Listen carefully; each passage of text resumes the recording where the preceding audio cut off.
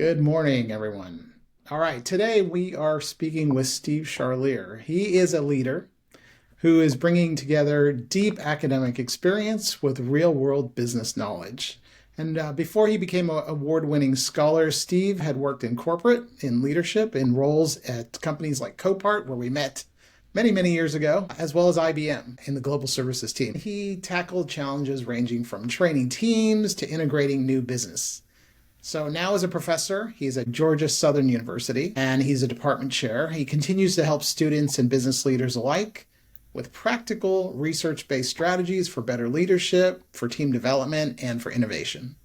And so our focus today is going to help you gain some of those actionable insights so you can apply them right away in your business. So Steve, good morning. How are Good you? morning. Great to see you. I want to start off and have you introduce yourself, share a little bit about your journey from the corporate roles to academia, which is quite interesting, and how those experiences sort of shaped your approach to leadership and to the topics that you cover in your coursework and in your research. Sure. Yep. So my journey is a winding road, and it's something I actually share with all of my students to let them know that, whatever your degree is or wherever you think your life is going to go, chances are it's not going to go that route. I was a finance major at William and Mary. I parlayed that into a gig as a musician for about 3 years, touring around North America and Europe. Went from that to becoming a marketing representative for a pageant production company. From there, I became a corporate trainer at Copart, which is where I met your dear host back in 1997. Did that for a couple of years, went and got a master's in international management, thinking I wanted to have an international career. And I did to some extent, but not the way I thought. I was also very interested in getting into consulting, and that's how I landed at IBM as a consultant in the Denver area. Transitioned to DC as a project manager working in the federal space for a number of years. And kind of the one thread that ties all that together is that in all of those roles was in some form of leadership or management. And even though it was in a variety of industries and functional areas and all those things, I've found myself gravitating towards those roles. And so while it sounds really convoluted, that actually is the common theme in all of that. And so I'd been thinking during a lot of that span that becoming an academic and hopefully sharing some of my experience with future students would be an interesting career. And so at 35, I went back and got a PhD. It was at Iowa for 5 years doing that. And I've been an academic for 12 years now, mostly here at Georgia Southern, and was up at Quinnipiac University in Connecticut for a couple of years as well. That's a very interesting background, diverse for sure. But like you said, there's probably one theme, and I guess the one theme in common is people, right? Is Yeah. having to figure out ways to deal with people from diverse cultures, diverse industries, and different ages as well. And so when you're dealing with various people, what's the one leadership strategy that's consistently worked for you? Or how do you think that leaders today can apply it? It sounds incredibly simple and maybe a bit naive, but it's the one thing that I keep coming back to, and that the most successful managers and leaders that I've known, and what I try to do myself, is simply care about your folks. I think too many people get too worried about deadlines and operations and procedures and all these other things. And particularly as we've moved to a more remote kind of work environment, and the pandemic definitely pushed us in that direction even more. I think a lot of managers, even beforehand, but particularly now, have kind of lost that interpersonal connection between folks. And so, that's the thing that I've always tried to do in all those roles, is get to know employees as people and treat them as such. And the same thing applies in the classroom for that matter too with my students, is that, it's not just a matter of me standing up there and throwing a bunch of information at folks. I want to get to know these students. I want to be able to help them individually. And I think the same thing applies to management. The better you can get to know your employees and get to know what motivates them, what frustrates them, where they want to go, I think that can solve a lot of problems, actually, in terms of just, manager-employee conflict and such. Yeah, and there's always going to be that struggle, right, for the profitability and driving revenue and cutting Mhm. cost and all the things that business owners or entrepreneurs or even corporate leaders are thinking about all the time. But yeah, the differentiation obviously is going to be the people. Without the people, you're not going to be successful. So I was thinking about this the other day. I was talking to somebody in the hospitality industry, and they were mentioning how there's the software side of things, which is basically the people, the empathy, the guest experience, all the things that make a difference to the experience that somebody will spend in, say they go to a 5-star hotel. You can have the nicest facilities, let's say we call it the hardware, the building, all of the nice fixtures, the golden things and the chandeliers, but if you don't have the people actually there, the software, then the experience can be poor. So, yeah, you're bringing up an example. It's a great point. So, I've had a couple of, I don't do this often, but I've had a couple of meals at very nice restaurants, and I had very different experiences between the two. And they were, these were not cheap meals, and the food was good at both places. But what made the difference at one of the two and made it stand out to me was the service. It was the connection that I had from the second I walked in the door from everybody. The person who greeted me and seated me, the person who made me a drink, my waiter, everyone that was there, everyone that I met in that restaurant in the hour and a half, 2 hours I was there, made an impression and definitely made me feel like I was the most important person in the restaurant that day. And man, I walked away from there, and it's a Korean steak restaurant in Chicago. So if you ever find yourself there, I wish I could remember the name of it. One of the most amazing dining experiences I've ever had. And then I compared that to another one where I got kind of the stereotypical, well, you should be honored to be at this place, and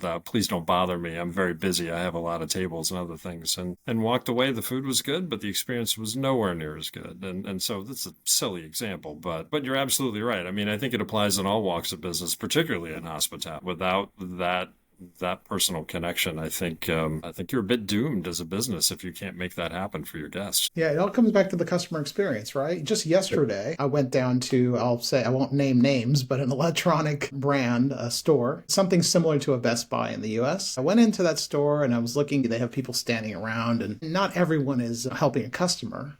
But then I said, I need some help over here. He was literally walking by and he just goes, I'm busy, and just kept walking. And I thought, wow, that's really nice, to the customer. I Right. understand if you're busy, but those little things will stick in my mind, and that'll just kind of dent the impression of the brand and how the service is at that store. And granted, I may go back to that store, but maybe it's not that location because I just feel like they just didn't care, to be honest. I And I know imagine. everyone has bad days, and employees can have their own challenges. And I think Sure. it's really important as a leader to give your people that space. Maybe when you see them overwhelmed, or you see that they may have an impact on the guest or the customer, is to kind of give them a little bit of space to step away and to refresh themselves.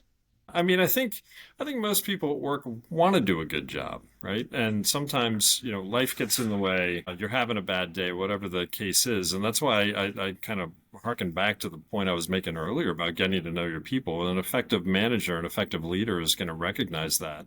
And rather than just have somebody kind of fight through it, which could be for not just a day, but a week, a month, a year, be able to recognize that situation and hopefully be able to provide some support to that employee so that they can get back to being, productive and happy at work. A quick sideline, the very first week I was a manager at IBM, I inherited a department of consultants and IT folks, and I was tasked with letting somebody go. I did not know this person. I'd been their manager literally for a matter of days. It was the time there was some layoffs that were going on, and this person was chosen. I was incredibly nervous. All I knew about this gentleman was that he had been at IBM for about as long as I had been alive. And I didn't know him from Job. And so I'm coming in to meet him as your new manager. And hey, by the way, you Yeah. got 30 days to find another job or you're going to leave the company. And he told me a story that basically no one in the company knew, that he had gone through some serious medical issues. He had gotten a divorce. He had some other things go on in his personal life, and he had told no one about this. And so he was trying to fight all these battles on his own. And he had had a couple different managers during that time. And so no one was with him long enough to really kind of help him through it. And I said, well, why didn't you tell anyone? And I'm like, well, I didn't think anyone cared. And That's that broke my heart. That broke my yeah. heart because he was a career employee. But Hmm. because his performance had been, subpar for, 3 years at that point, that was it. That was the end of the rope. And I just feel like if someone had thrown him a lifeline at some point early on, that could have ended very differently. So as a leader, you have to create that culture a bit of safety and trust where they feel that maybe he just didn't feel that he was in an environment where he could speak up, or from whatever people's individual traumas or experiences they've had in their lives that might also mold how they react to certain situations. But Yep. Yep. yeah, I mean, it comes down to empathy, it comes down to whether you're talking to a customer or where you're thinking about your employee. You have to try to put yourself in their shoes. Yeah, I think part of it too is transparency, just in terms of how decisions are made. And I'm thinking back to folks that I've worked with here and elsewhere that weren't necessarily trusting or understanding of why decisions were made, and maybe weren't even comfortable to ask questions at first. And so I know I try to go to great pains to explain why things are the way they are. And if I can't, I'm pretty upfront about it. Like if this is something that's, rolling downhill, and I have to salute and, act accordingly, I tell them that. Like, listen, I think I understand where this is coming from, to be honest, just it's not coming from me, but this is the directive and we need to march accordingly. But I think if people don't trust in that decision making, don't feel that their manager, their leader is being transparent in terms of how they're making decisions, it's very hard to develop that trust. And that's why you end up in a situation like this gentleman, where he didn't feel like he could divulge those personal details, even though they were clearly impacting his work. Now, we talked offline, and, my interest is a lot in AI automation, marketing, and we see this idea, and we're seeing it now being mentioned more and more, digital workers or digital labor. So we're seeing certain roles being replaced or at least augmented, let's say. With so much of a focus on AI automation, how are leaders going to be able to maintain or create those meaningful connections with their teams and their customers, especially when people are fearing for their jobs, to be honest? Right, right. Well, I mean, that fear, I don't know there's anything anyone can say necessarily to wave a magic wand and make that fear go away. I mean, I think everyone that I'm speaking personally as educators, I've had conversations with colleagues who are concerned that our job is going to transform completely, if not go away entirely. I'm not Because in the camp. today you can have almost like a coach, a digital coach in a sense, or digital professor in a sense. So yes, it's not impacting all. It's not.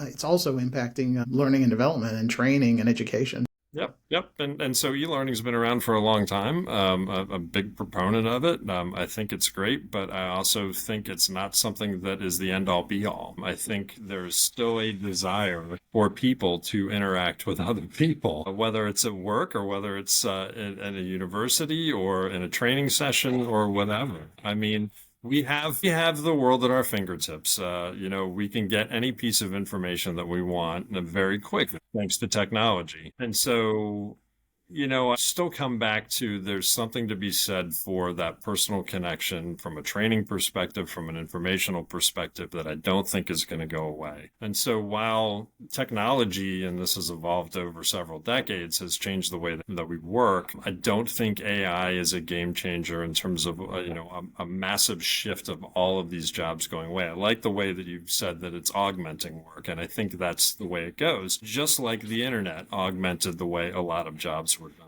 back in the day. So it's still early. I could be completely wrong, but I don't see AI causing 50% of the workforce to be out of a job. I think we're going to have to learn how to use it effectively. I think we need to learn how it's going to change some jobs. And sure, I think there are some that are probably going to go away, but I think it's more of I think it's going to be more of a function of how are people's jobs going to change and transform? How are they going to be augmented, to use your word again, rather than having them completely go away? And so it still falls back from a manager perspective, from a leader perspective, is how do you utilize the technology effectively for people to be successful? How do you also maintain those relationships? And it comes down to being proactive and taking the steps that you need to be able to get to know your colleagues. A quick sidebar: I have friend who works in cybersecurity, and this is something that's happening in that space, that there are folks who are masquerading as individuals and managing to get through the entire hiring process, and come to find out that the person you thought you hired who lives in Portland, Oregon, actually is in Pyongyang. Wow, fascinating. And this is in the IT industry, and this is in highly sensitive areas. So we'll not name any more specifics beyond that, but he Wow.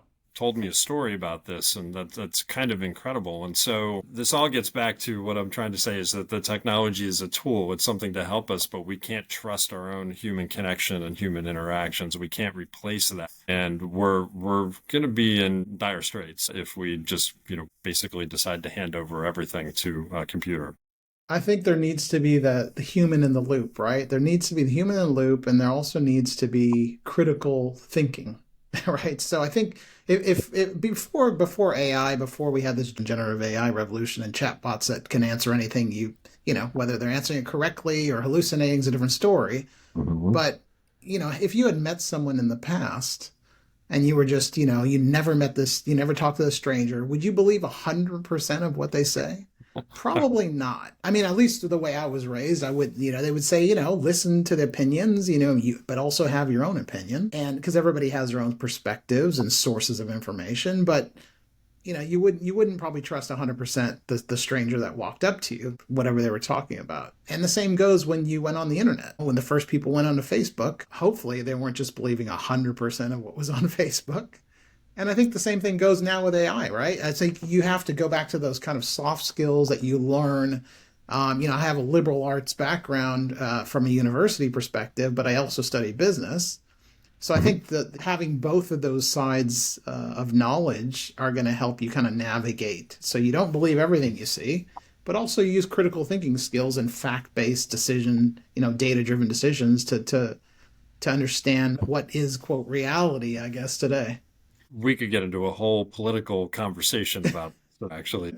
Critical thinking is becoming a lost art, and it's because the technology is able to do so much of that for us. One of my jobs as a college professor at this point is to help prepare people to use AI effectively, but critically as well. And I could share several stories just in the last 6 months of students kind of putting their brain on layaway and using AI and accepting whatever it spits out as truth, even if we talked about in class something that says the total opposite, right? And this came into play just a few weeks ago.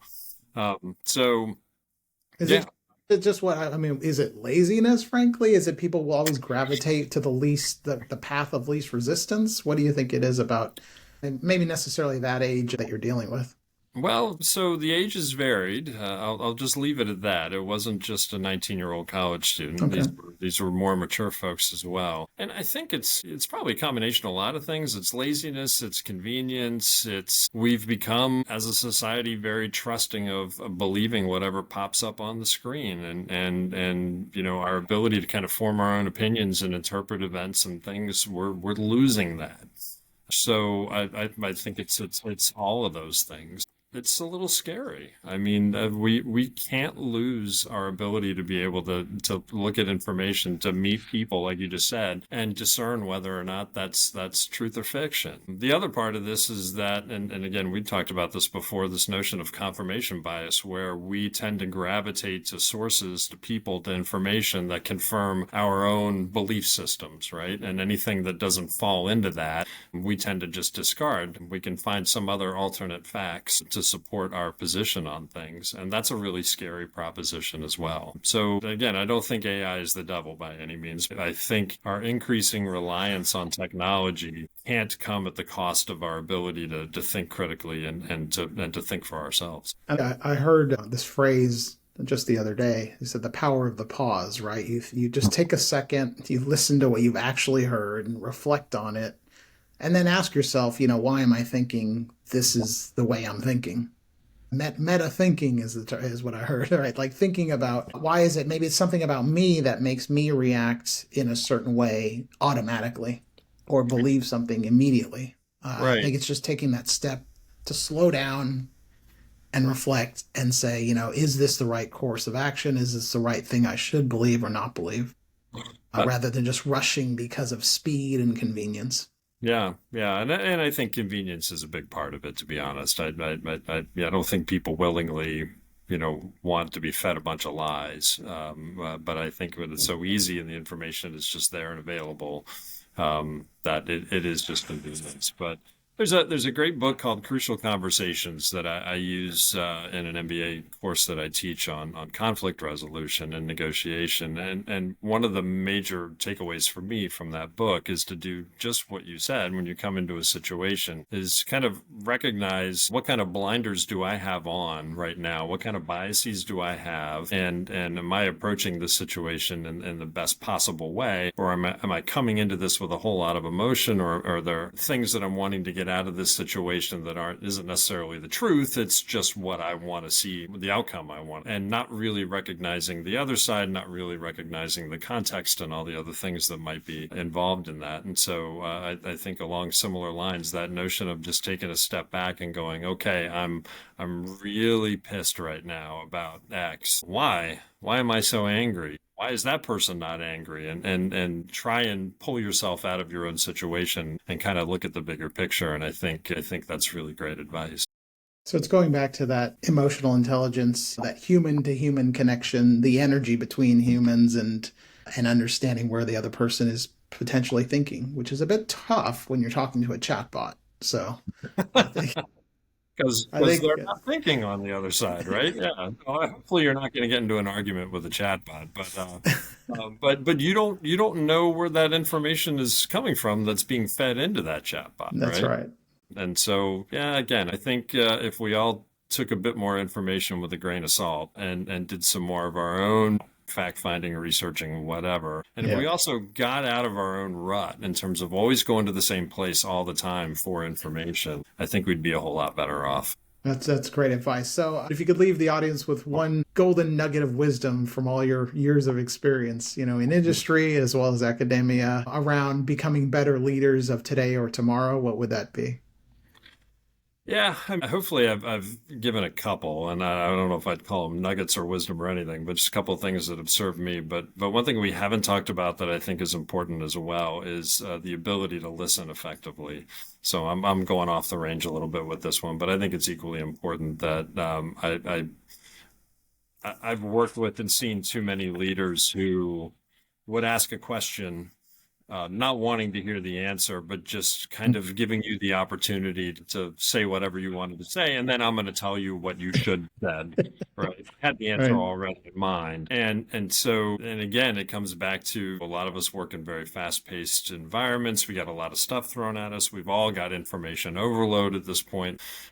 Just like it's important to take a step back and a pause every once in a while to make sure that you're interpreting things correctly, it's also important to take a step back and pause and actually listen to what people are saying. And beyond that, and again, this ties back to knowing your folks.